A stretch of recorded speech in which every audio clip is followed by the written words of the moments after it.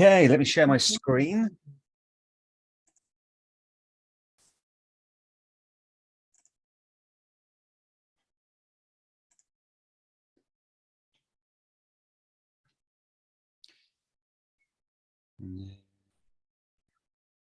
Just knock that down, bring that in.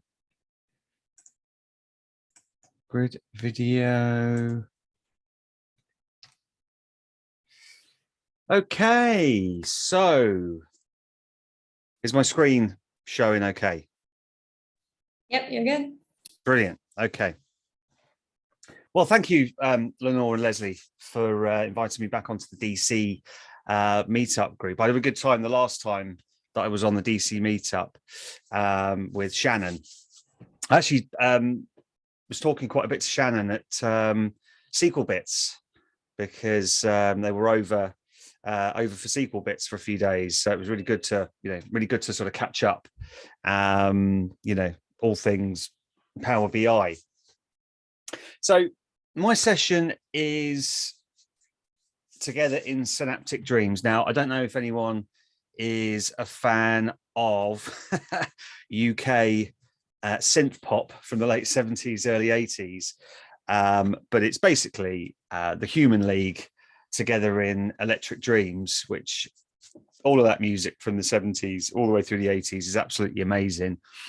And Power BI and Synapse are being talked up more and more, working together, really. Now, there's a few sessions out there in terms of Power BI and Synapse, and I recommend you just go and watch them all because they cover different areas.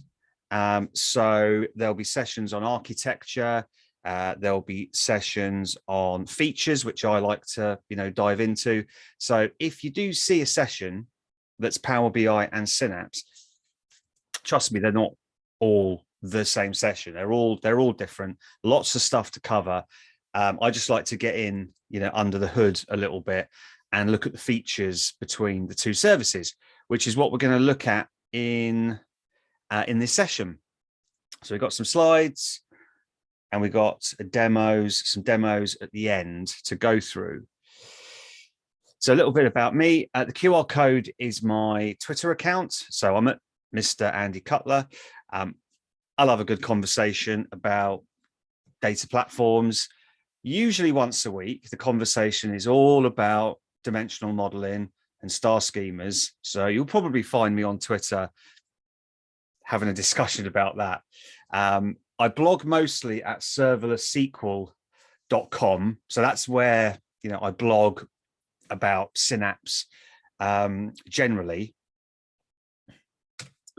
So the first thing that I want to say is that upcoming is Data Toboggan. Now I'm part of the organizing team for Data Toboggan, which focuses on Synapse Analytics. So it's a free virtual conference.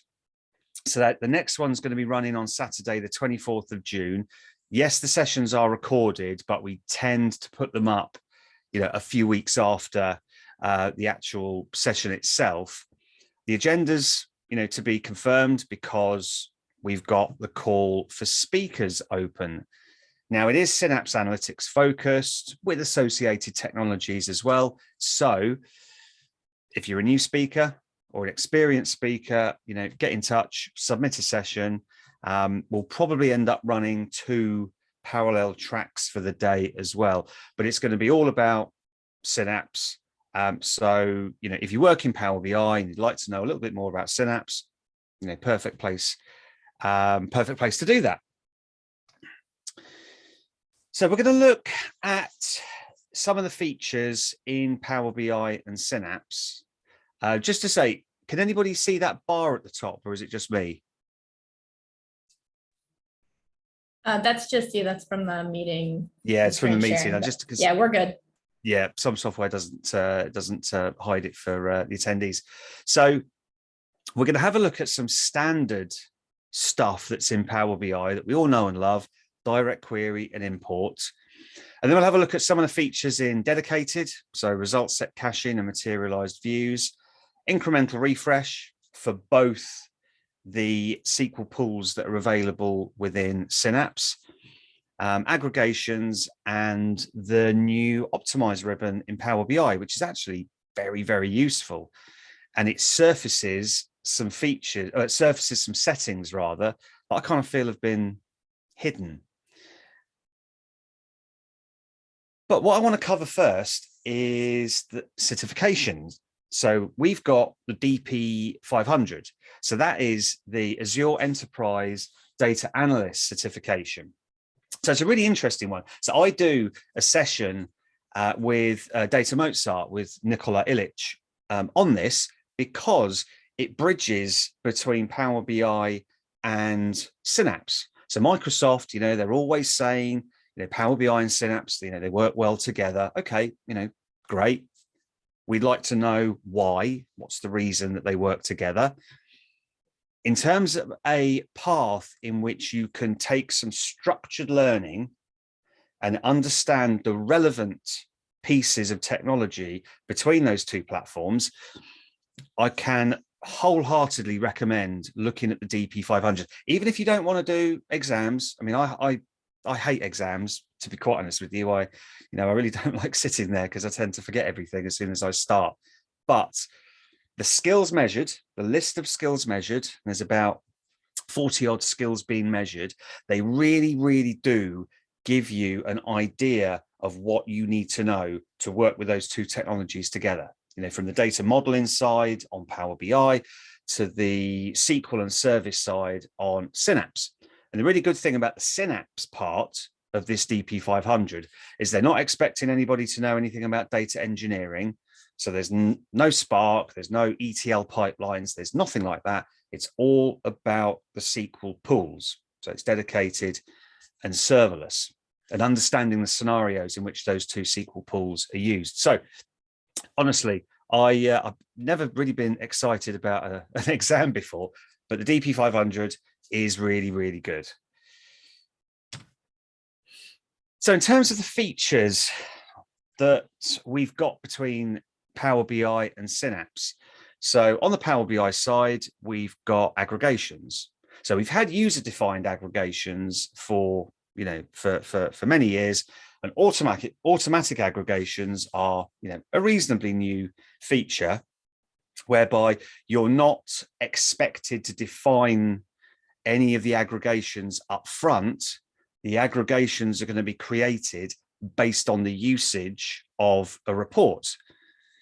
So the user-defined aggregations, it needs upfront understanding of what people need in terms of their quick metrics delivery versus what can fall back to direct query on the source systems. We've got incremental refresh.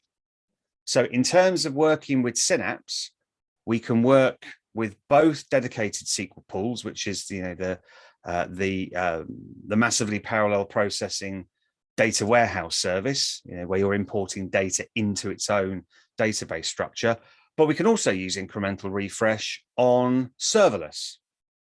And the reason that we might want to do that, I'll cover in a slide later on. And of course, we've got the Optimise ribbon. Yeah, so in terms of some high-level features from Power BI, those are the ones that we'll go through for Power BI. On the Synapse side, we've got a couple of features, one called ResultSet Caching and another feature called materialized views. So caching, as you've probably gathered, is all about caching data and returning that to Power BI. Really, really useful feature. So we'll have a demo of that as well. Oops. So aggregations, the incremental refresh, the Optimise ribbon, and then over on the dedicated side, ResultSet Caching and materialized views. We cover serverless when we talk about incremental refresh. Yeah, because I'll pull out a couple of features within serverless that are really, really useful there. So in terms of the volume of data used in these services, Power BI, a Power BI tenant can hold quite a lot of data. I think it's somewhere in the region of about 100 terabytes of data. So there's a lot there that Power BI can hold, but day-to-day usage within Power BI, data flows, data sets, which are, a lot smaller. Yes, we've got support for, large data set format within Power BI, so we can deploy a data set and then we can continually load data into that data set as it grows. But really think of services like dedicated SQL Pools and Data Lake Gen 2, which can feed serverless, as large amounts of data, terabytes of data, tens of terabytes, hundreds of terabytes. Microsoft claim that within dedicated SQL Pools, if you create a table with a clustered column store index, it's unlimited storage. Now, I don't know if anyone has ever tested this before, but it's quite a bold claim to get unlimited storage there. But my point is massive volumes of data, massive volumes of modeled data as well. Yes, in the data lake, we've got all our raw data that we want to save from all our systems. And then we've got our curated data in terms of delivery downstream to BI tools. So then when I look at the infrastructure of Synapse and Power BI, I see the next step down in terms of the volume of data. We're looking at data marts. So an individual data mart in a tenant can be up to 100 gig at the moment. So if you're dealing with large amounts of data in the data lake or in dedicated SQL Pools, the data mart can actually then be a next step down in terms of maybe reducing the grain of that transactional data or partial data, but we're kind of starting to slim that data down a little bit.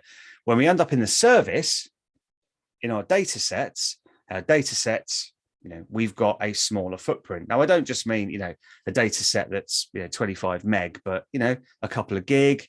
Once we start getting into the large data set format, data sets can quite happily sit there, 10, 15 gig.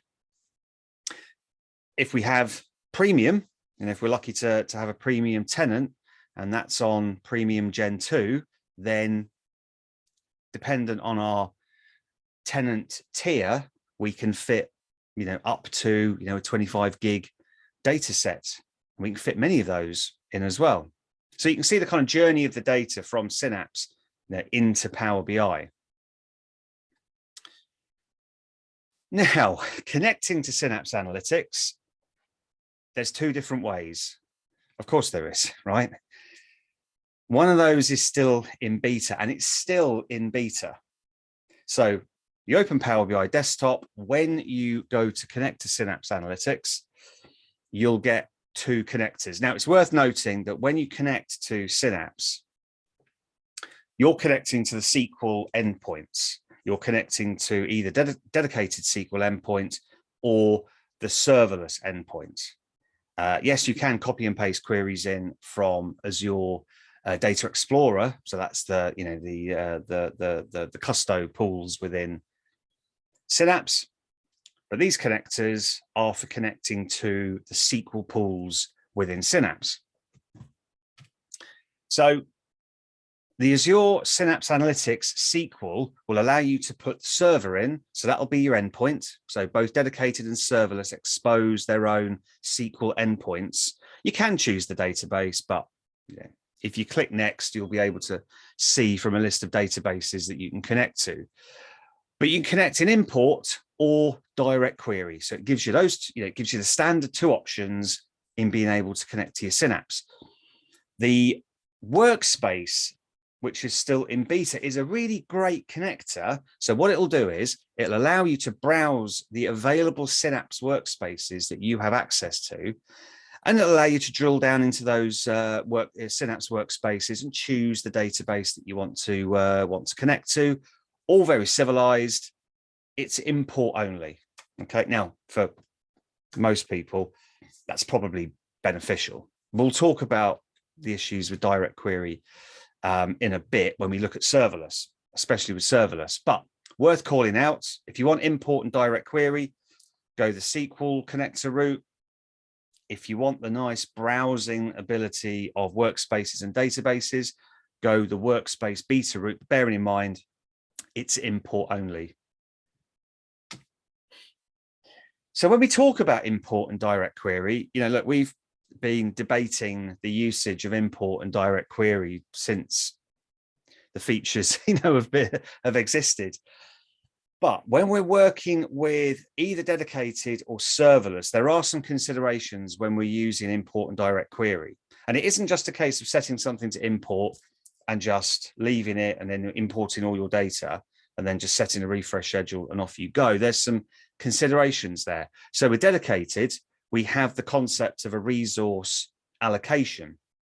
So at each tier of dedicated that you run at, which is essentially setting the compute tier, we can run a certain number of queries concurrently. So, anyone who's used to, SQL Server or Azure SQL database, you can just chuck queries at it and it will try and run them, with as much concurrency as possible. But with dedicated, we have a maximum limit of queries that will run concurrently. Join the meeting. At each compute tier.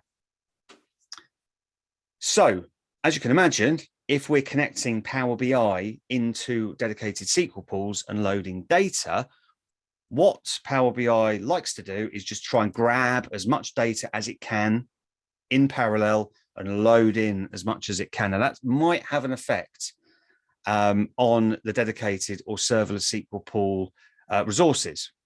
We'll have a look at that in the demo, but it doesn't just mean that direct query is going to do that. Import will do that as well. So if you're refreshing tables on a schedule, or you're connected in direct query, you're still issuing essentially SQL commands down to those two services. On the serverless side, the first thing you'll note is I've written unlimited concurrency, maybe, because in the documentation, it's labeled as unlimited. Now, the caveat is that the more complex the queries, the less concurrency there's going to be, because the more work that the serverless endpoint is going to do. So I'm going to say unlimited with a with a pinch of salt, really. And direct query is, I probably should put probably in quotes, too slow, because yes, you can do a lot of optimization in the data in your data lake. So if anyone deals with the Delta Lake formats, for example, there's optimizations there in terms of Z ordering, basically specific indexing within Delta, compaction to collapse many files into smaller files to make it faster. So there is some, there's a lot of optimization there that you can do. But with direct query and serverless, the performance is inconsistent. Yeah. So you're not going to get that sub-second latency in terms of interactive BI reporting. And there's also another consideration about serverless that we'll want to go through. Now, we can actually set these options in a desktop, and these options will actually carry through into the service as well. So we'll have a look at those options in the demo. So if we look at Synapse and we look at the features within Synapse, so one of the very useful features is ResultSet Caching. So that's in dedicated SQL pools. Now, I said before that every time a query is issued to dedicated, it's going to take a certain amount of the system resources. So, for example, at the lowest level of dedicated compute tier, you can run 4 queries concurrently, which doesn't sound a lot, does it? But as you scale up the dedicated compute, you can run more and more queries in parallel. All the queries will get queued up. Yeah, so it will queue up the queries, and as soon as queries get finished, the next one will come in from the queue and process and process and process. But as a whole, we can only run a certain amount of queries at the same time. If your query can be returned from the cache result set, so basically a result set is the result of a SQL query that you've issued and you've got a result set back, it's cached and it can be returned to any calling SQL application. So it's not just Power BI. It won't use any of those it won't use any concurrency. So if you've got a Power BI report and no data has changed and you do trigger a scheduled refresh and it can answer all that data from cache, it's not going to cost you anything in terms of concurrency. I love the feature. Now, people say, well, yeah, but isn't that just enabled by default? So why would you bother calling out a caching feature if it's there by default? It's because it has caveats, right? It's got situations in which it will be invoked. And sometimes that can be very useful if you've got Power BI views over tables, and maybe those views have got certain functions that will invalidate the usage of ResultSet Caching. So sometimes you can do a little bit of work to make sure that any queries that you're issuing from Power BI to dedicated, you can take into account what you need to get ResultSet Caching working. So no data has changed in the table. Now, it's a bit of a funny one when you talk about refreshing, but you think about dimension tables. Yeah, some dimension tables may not change day to day. So if you've got a Power BI data set that you're refreshing daily and you haven't done anything like XMLA endpoint refreshing, so you're only refreshing data that has changed. If you've got a Power BI data set and some dimension tables haven't changed, you can serve it up from the cache. It'll be a lot quicker and it won't consume any of the system resources. But yeah, the no data has changed in the source table. In dedicated, the query has to be the same.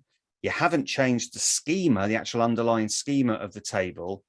And the user that is running the query has to have access to the table. So, the Power BI account that's being used to query the dedicated SQL pool.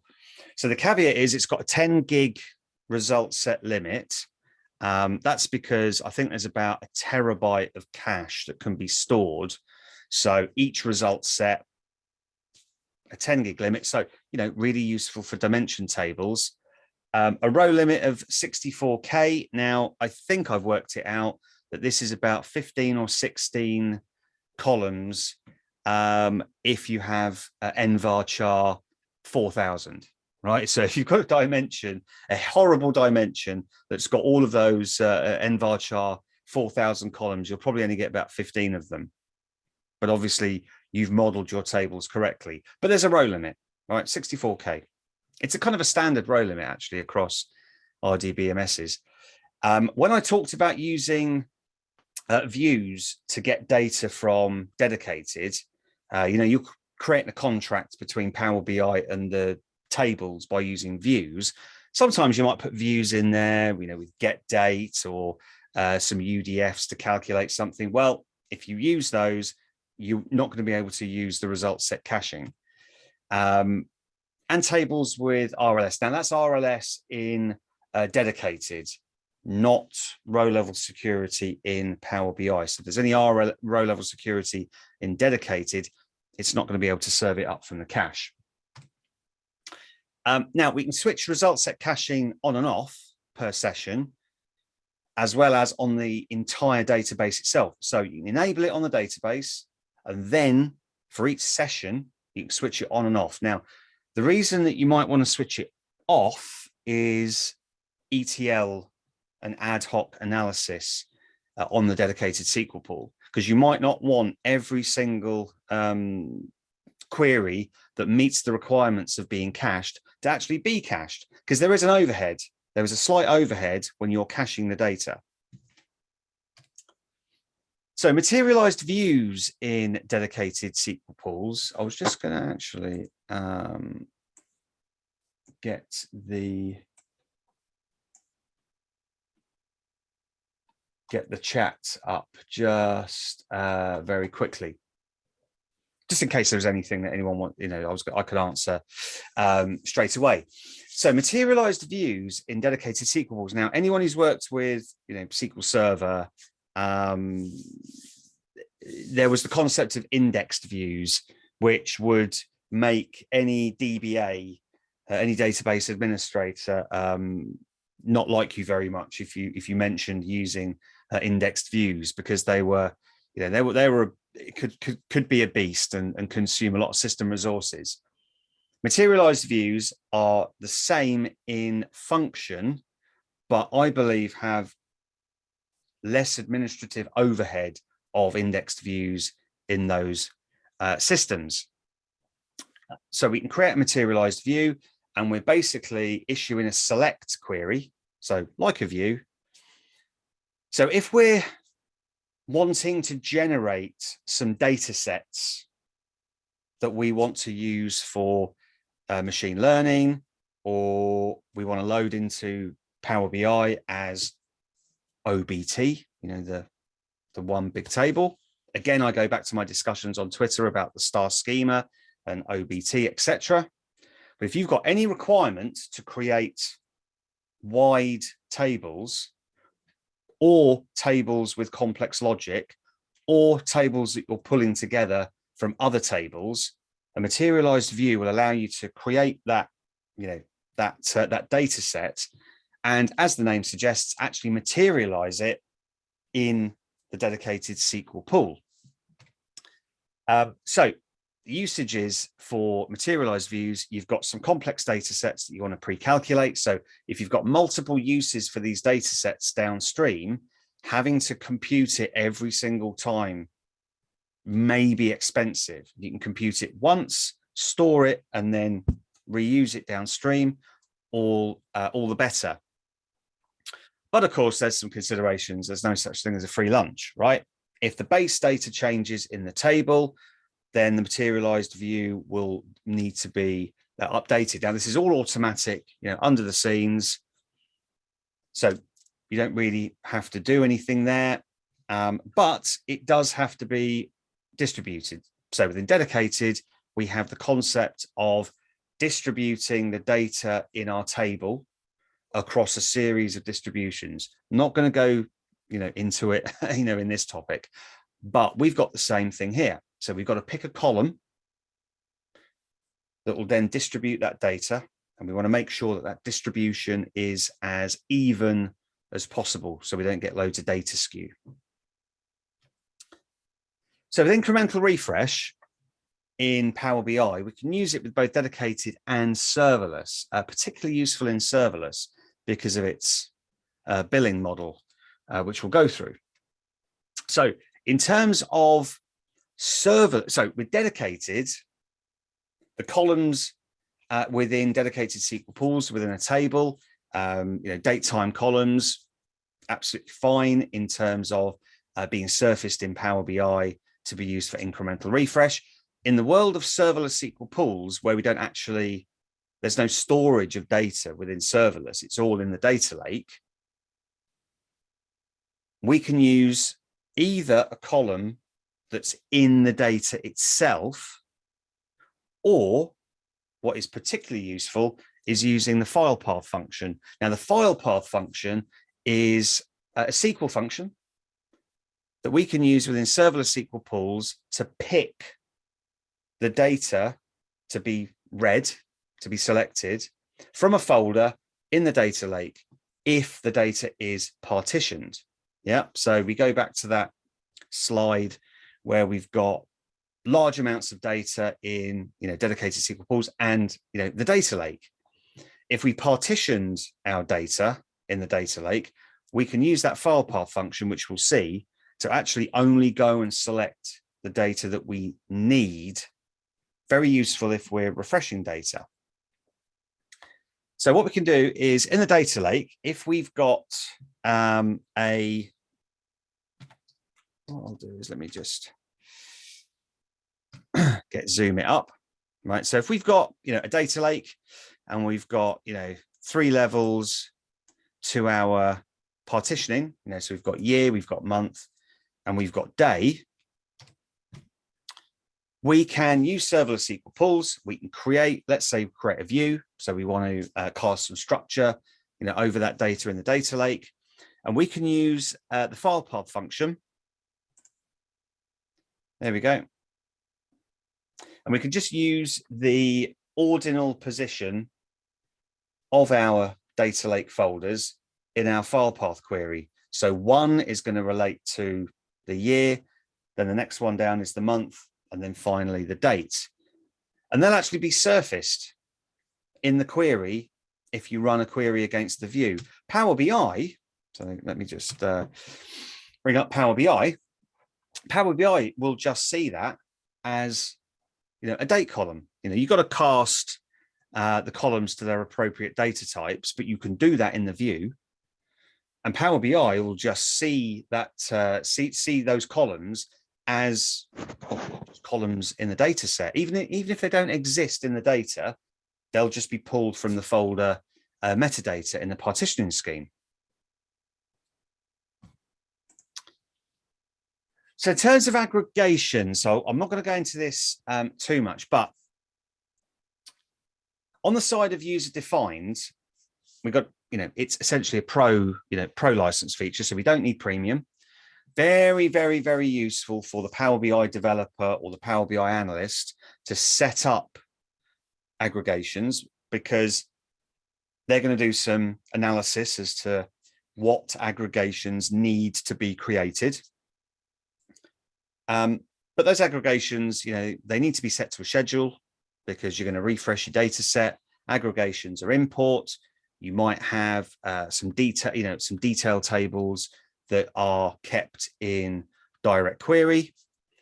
But ultimately, those aggregations are visible to the Power BI analyst when they want to create or edit. Whereas on the automatic side, yes, it's a premium. It's a PPU.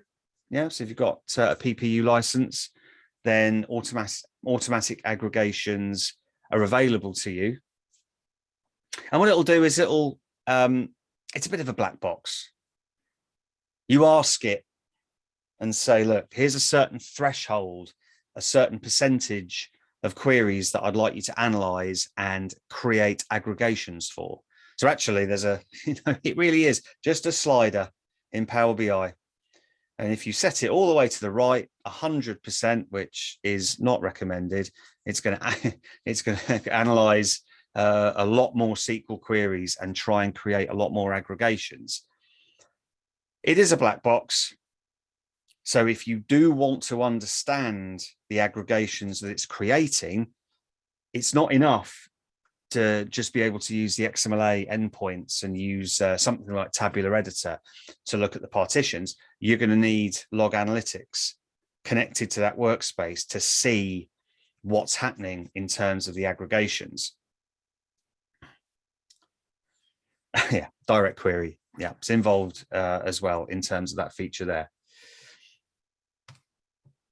So the Optimise ribbon, a little feature that got rolled out that I use pretty much every time that I'm working with reports, either against dedicated or serverless SQL pools.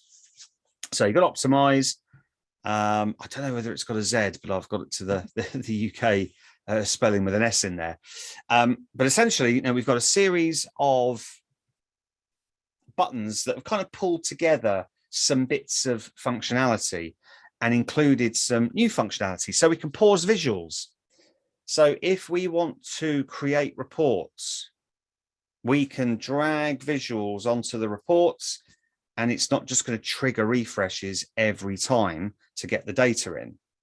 Really, really useful if you're creating reports or if you just want to test, one visual. Then we've got the optimization presets. Now, these are the preset. Now, these are the settings. They're actually sort of hidden within the Power BI settings. They're in Power BI called the query reduction settings. So this is all about either interactivity, which is if you're building your report or you're working with a report, then it's going to issue filters as soon as they're selected.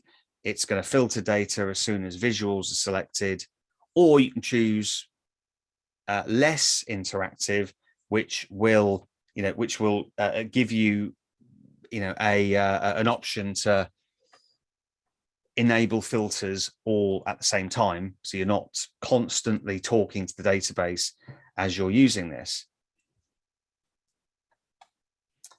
A performance analyzer. So they've just moved it into that Optimise ribbon. So probably one of my most used sort of admin-y features within Power BI, to see which visuals are not really performing very well, so I can go and investigate. That's all in the Optimise ribbon as well. And they apply all slicers. Yeah, so if you've got reports with slicers, literally, if you click that button, you'll get another button that appears that will then activate the slicers when you want it to. Yeah, so it's not just going to keep, because Power BI, it loves chatting to the data sources that it works with. So really, really good. Definitely recommend. Even within import mode, it's useful as well. Right, so what I'll do is I'll jump into Power BI and we'll just go through some of these. So the first thing I'll look at is Power BI. Now, you will notice I don't have any visualizations. That's because for this particular demo, I don't really care about visuals. I care about the refresh against my dedicated SQL pool. So if I go up into File, and I go to Options and Settings, okay, then if I go to my data load, then I've got this parallel loading of tables. So at the moment, it's set to custom, which is 6. So that's probably the logical, the cores on my computer. What I can do is I'll keep that. So I'm going to keep that as 6. And what I'll do is if I bring up my browser, because I just want to get my query ready. So we'll look at the executions. I'll switch to my dedicated SQL pool. I'll just run that. Yeah, nothing there. So what I'll do is I'm going to go back to Power BI, hit refresh, go back to my dedicated SQL pool. And then if I just hit refresh, there we go. There we go. There we go. Okay, so that's enough. That's enough. I'm not going to keep going back and forth between Power BI and Synapse. But as you can see, I've got running, I've got running, I've got running, running, running, running. And that is actually taking up resources. So on my resource allocation percentage, each of those queries is currently taking up 12.5% of the entire dedicated SQL Pools resource. Now I've got this at a pretty low setting, a non-production tier really, so I can show you some of these results. But as you can see, if I've got a Power BI data set connected to Synapse Dedicated, and I just willy-nilly create some tables and some queries and import data, if I'm not careful and I refresh the data set, that could end up flooding the dedicated SQL pool. Now, in terms of if you've got a pro workspace, it might, well, I'm not going to say it's not going to matter, but you're only going to get up to about 6 queries that can run in parallel. If you've got premium, then you've got a lot more concurrency there. But if you then switch to let me just go into options and settings, and go into, let me go to data load. So if I set it to 1, which is essentially, disabling the parallel loading of queries, let me just set that. Okay, I'm not sure why it wants me to restart.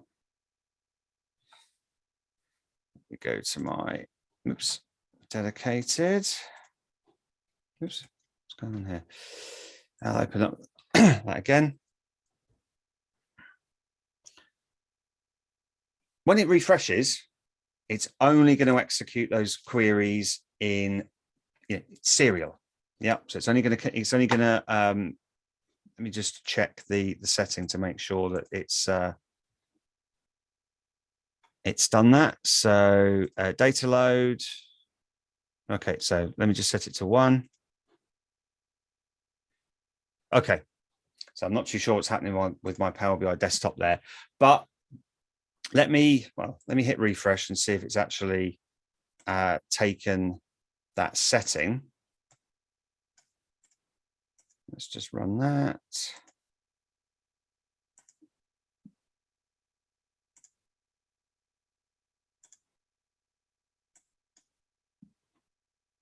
We run that again. Yeah, there we go. Okay. So now we're only seeing one query being executed, which, from a system perspective is very nice for dedicated because it's not having to deal with, too many queries cramming in to try and get those results back. So several Power BI data sets that are all being refreshed at once. If they're clamoring for resources from, dedicated, it might be worthwhile setting those, concurrency options, within the Power BI desktop file. And as I said, if you then publish that to the Power BI service, it'll respect those sequential and parallel loading up until about 6. And then if you're in a premium workspace, you can get more concurrency there. But if you do want to switch parallel loading off, you can do it within premium or pro workspaces. So in terms of the caching, so let me switch to ResultSet Caching. So at the moment, so let me just check because I think it's switched off. Yeah, so it's switched off at the moment. And actually, if we go back to the executions, what we can see is a resource allocation for all our queries that are coming from Power BI. And we've got this result cache hit column, which is just displaying a variety of minus numbers right now. So I'm not going to go into what all those minus numbers mean, but -1 is the important one. And that just tells me that it just hasn't got the data from cache. Yeah, -16, that's just because it's a system table that's being hit. And that's happened for all of our queries, right? So the data hasn't changed in those tables, but every time we're querying those tables, it's having to go to storage, get the data, put it all together and give it back to Power BI. If we switch the ResultSet Caching on, so let me just switch to master, switch that caching on, it'll take about 10 seconds. Yeah, the message, SQL Pool is scaling. It's not scaling, it's just changing some options. All right, there we go, 10 seconds. Let's just check it again. True, brilliant. Okay, so go back to our executions. What I'll do is I won't save the desktop file there. I'll open up the ResultSet Caching.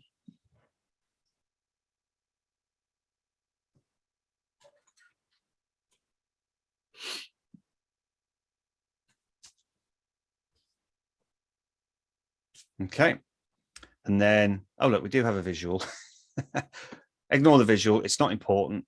If I hit refresh, what I'm going to do is I'm going to refresh twice, because the first time it's going to create the cache for those queries, and then every subsequent time that we refresh, we should see the results coming from the cache and a reduction in the amount of time that it's taking to get the data from dedicated, and also see no resources being used in that resource allocation % column.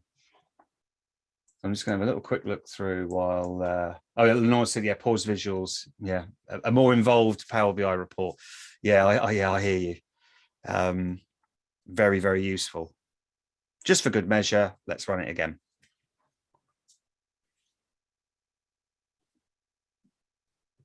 So once we get the rows, so what is it?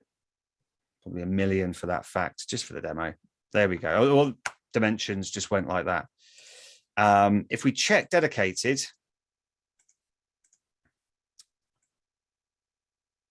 there we go. We now just see a bunch of nulls in that resource. Well, apart from that one, get rid of that one. Be for the previous query. We now see nulls in that resource allocation percentage. It's not using any of the dedicated resources to return that result set.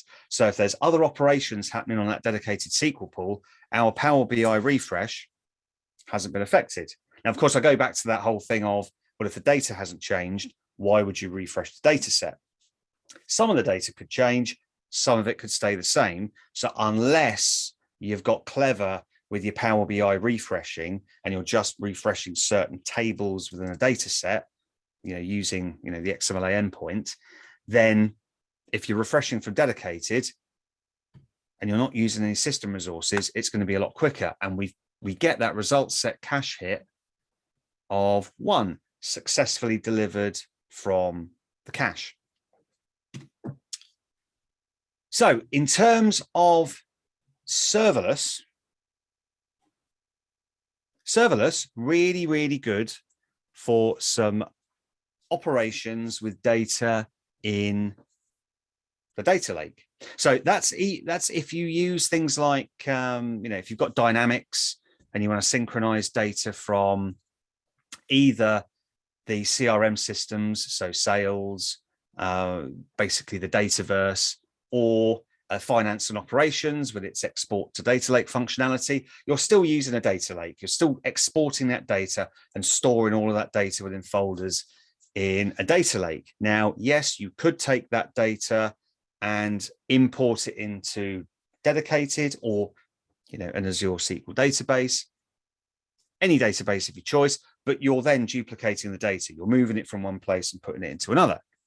With serverless, we're not doing that. We're just querying the data in the data lake. But I can create a database. So what I'll do is I'll create a database. I'll create a schema. So let me just select master on that. So create a database, SQL DC, switch to that database, and then I can create a schema. So just like we do to store objects in, I change that key for every demo, so it doesn't really matter what that is. But the reason that I create a master key is because I'm using managed identity, a very, very, very, very useful security mechanism to authenticate Azure services with each other. So I don't have to use like user accounts or service accounts. And I'm creating essentially a shortcut to the data lake that I can reuse throughout my objects in serverless. And I'm just going to change the collation to UTF-8. So from here, I've got a database with a connection to a data lake. Now what I can do is I can query data, right? So yes, I've got a create view statement, but actually if I just change it slightly and just select a top 10, I'm using that shortcut to the data lake that I set up in the previous script. And I've cast some structure over some file data, basically some Parquet data, which is a compressed file format. And I've got some data back. Yeah, so I've got all the columns within my data itself, but I refer back to the whole incremental refresh thing of exposing columns that don't actually exist within the data itself, but exist as folder structure. So let me just have I'll just show that very quickly. So for example, if we drill in and we go to our cleansed area, okay, doesn't really matter. I go into any one. We've got the year, we've got the month, and then we've got the day. Yeah, so if we've got data coming in, and we can identify a partitioning scheme, then at volume, very, very useful to have that data partitioned. And we can essentially just read that file, read that folder, and return the value of that folder. So, in my bulk statement here, there we go. So my asterisks 1, 2, and 3. Oops, I can't really draw 3. Yeah, ignore that one. Basically refer to 1, 2, and 3. Yeah, so you can basically just point to where that column is going to go and get the value from. So I've run that in serverless, and yeah, I can run a query, run a SQL query on that. So let me just get rid of that and run that view. And then I can just run a query that aggregates that data. So in terms of Power BI, so I've got a few minutes left. So I switch back to my serverless. And so I won't show incremental refresh, but ultimately you'll be able to use that date time column that's been exposed by serverless to set up your incremental refresh. As long as you've got your range from range 2 or range start to range end parameters, and you've added those to your column in direct query, you'll be able to set up your incremental refresh.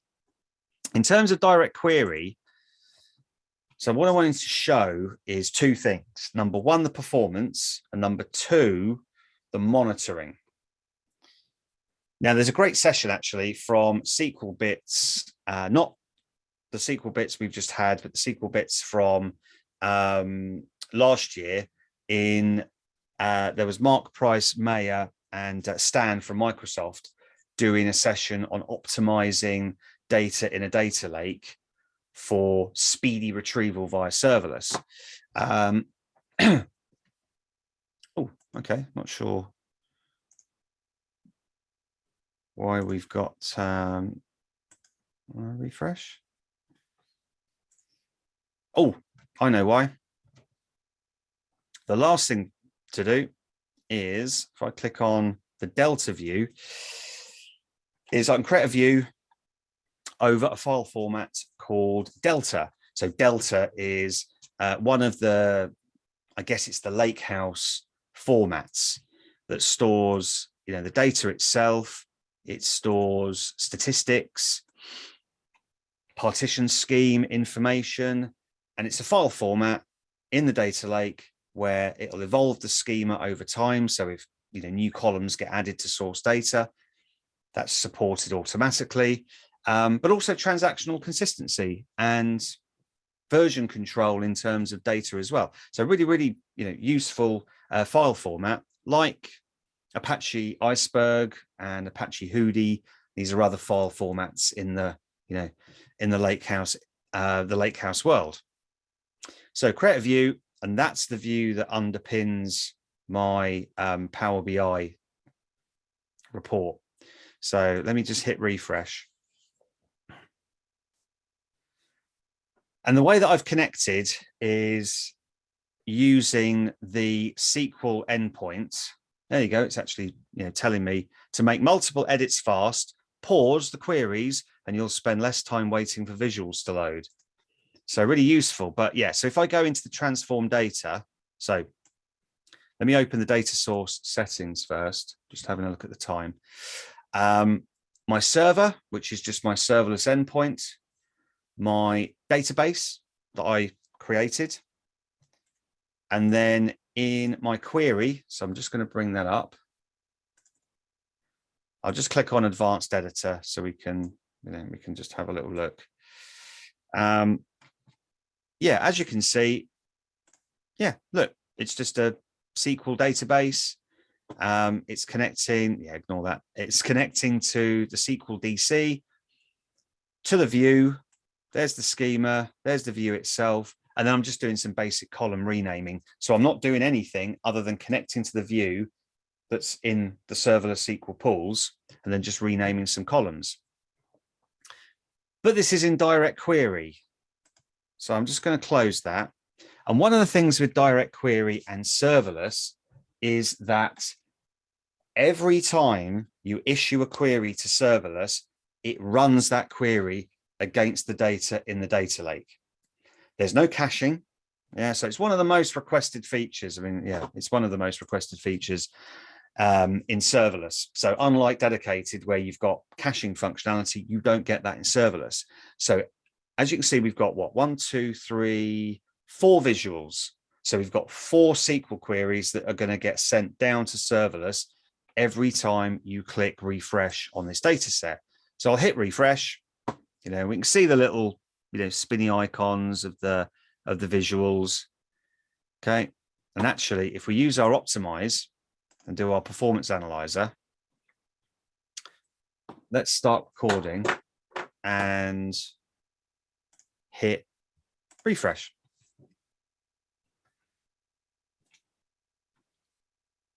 And then, oops, yeah. And then see over on the right-hand side, you know, we can start to get some timings as how quick going from Power BI in direct query down to serverless and communicating to the data lake actually is.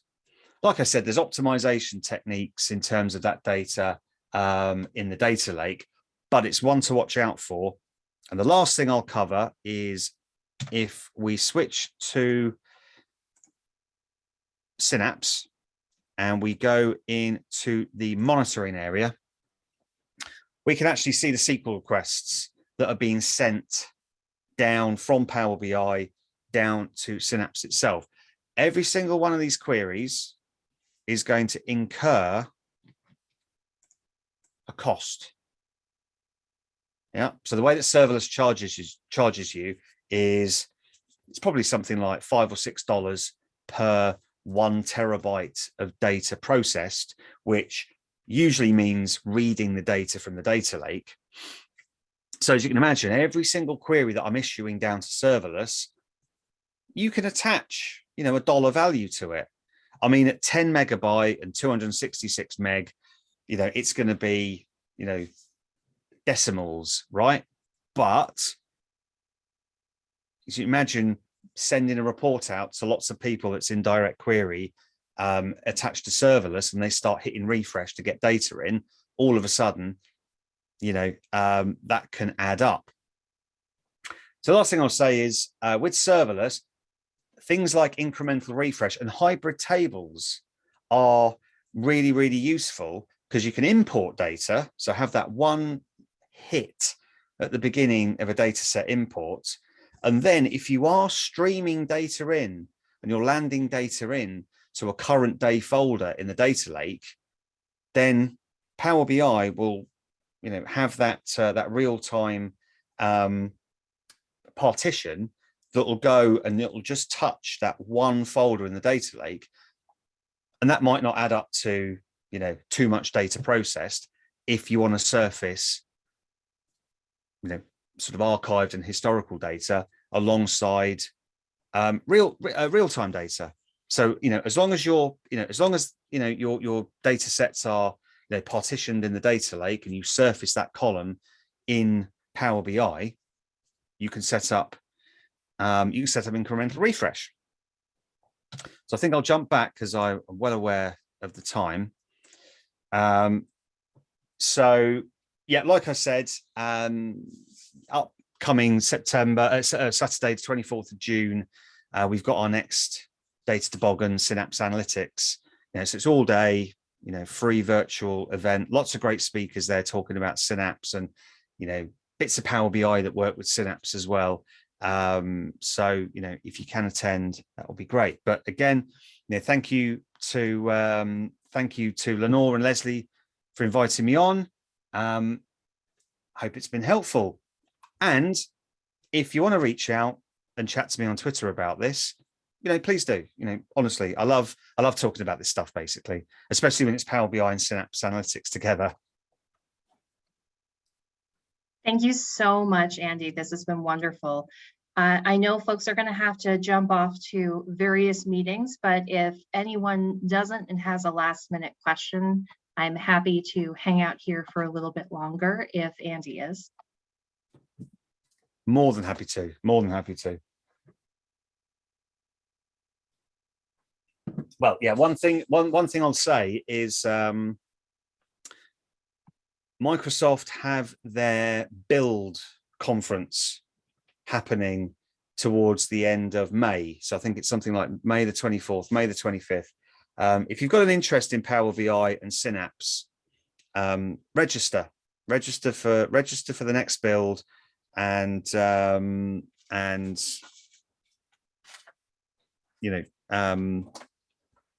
have a look at the announcements. I'm taking a look at that right now, and I see that it is available online as well as in Seattle. So folks, if you are not able to fly out to Seattle in May, what is it, 23rd and 24th, you can. Yeah, I mean, to be honest with you, it is very much a virtual, you know, attendance. I mean, it's, yeah, because it's yeah, I think flying to Seattle for the build event, you know, would be great. But probably a little overkill, but everything's, yeah, there we go. Everything's going to be available, you know, on demand and live in real time. Okay. So folks, we will be posting this to YouTube when we can.